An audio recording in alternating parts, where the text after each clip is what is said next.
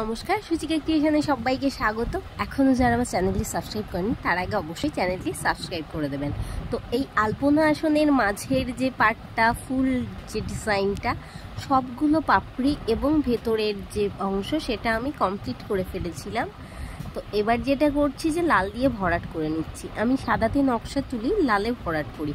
আপনারা সবাই মানে যে কোনো কালার কম্বিনেশান ইউজ করতে পারেন বা মাল্টি কালারও অ্যাপ্লাই করতে পারেন। বাট আমি যেহেতু রঙটা একদমই বুঝি না, মানে আমি কালার কম্বিনেশানটা একদম করতে পারি না ঠিকঠাক, সব সময় ঘেঁটে যায়। তো সেই জন্য আমি লাল সাদাতে কাজ করি, মানে আমার সুবিধের জন্যে। যাই হোক, তো এবার এই ফুলের সব ভেতরের পাপড়িটা, মানে ভেতর না, টোটালি আমি লালেই ভরাট করব।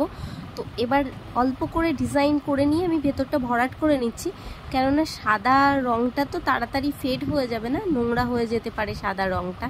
তো সেই জন্যে আমি তাড়াতাড়ি মানে আগে ভেতরের ডিজাইনটা করার সাথে সাথে আগে ভরাট করে নিচ্ছি লাল দিয়ে, যাতে পরে আর এই সাদার মধ্যে আমাকে কোনো কাজ না করতে হয় বা বারবার হাত না দিতে হয়।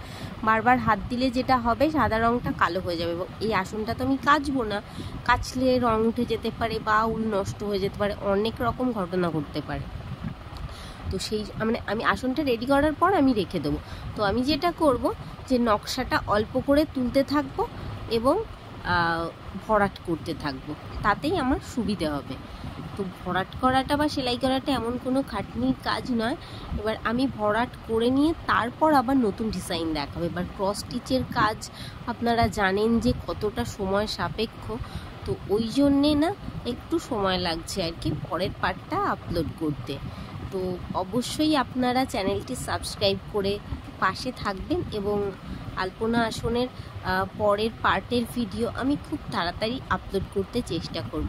এই ভরাটের কাজটা আমি যদি আজকে কমপ্লিট করে ফেলতে পারি, তাহলে পরের দিনই আমি পরের দিন মানে আগামীকাল, তো আগামীকাল আমি পরের পার্টটা আপলোড করব।